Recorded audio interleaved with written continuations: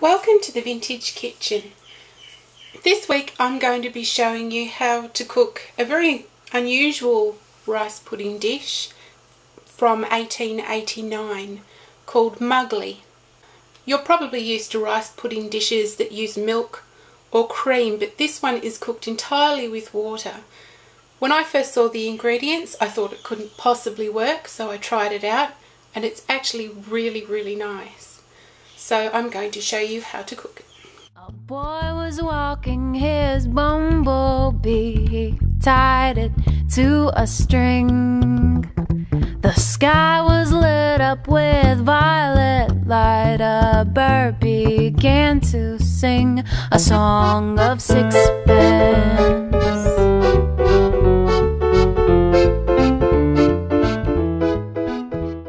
You'll need 4½ ounces or 135 grams of sticky rice.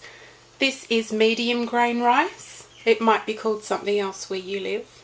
1¼ pints or 600 mils of water. 4 tablespoons of white sugar. If you're in Australia, check your tablespoon measurement that it's 15 mils, not 20. If you have a 20 mil tablespoon measure, use 3 tablespoons. You'll also need a cinnamon stick and peanuts. These are unsalted and roasted. In a saucepan, pour the rice, the water,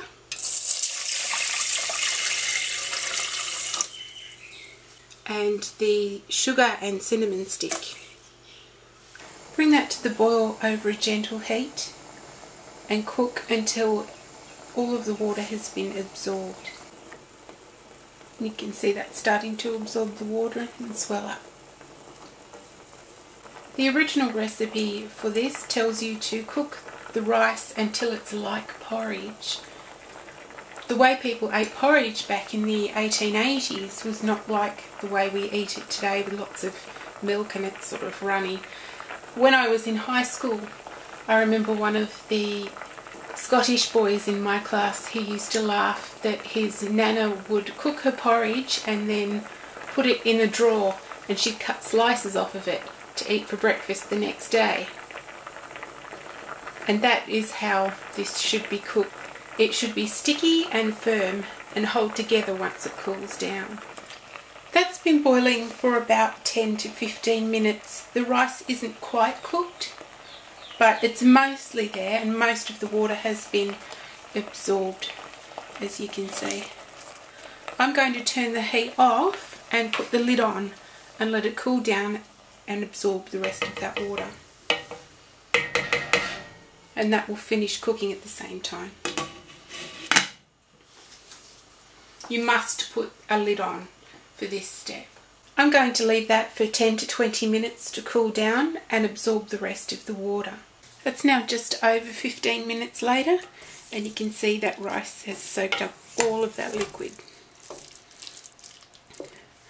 So now I want to take the cinnamon stick out and show you how to finish it off. I have here some little jelly moulds and I'm going to put the rice into those. Before you put the rice in, rinse them out with water because that'll help the rice come out later on.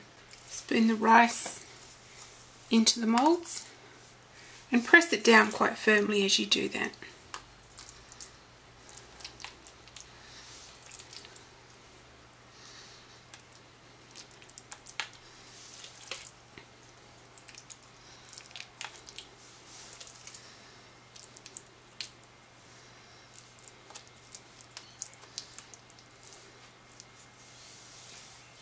And repeat that until you run out of rice.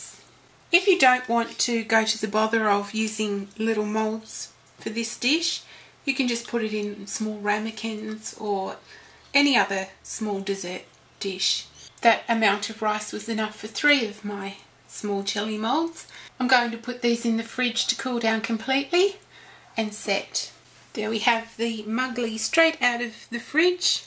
To remove it from the mould, put a plate over the top like that and flip it upside down and it comes straight out when you lift it up.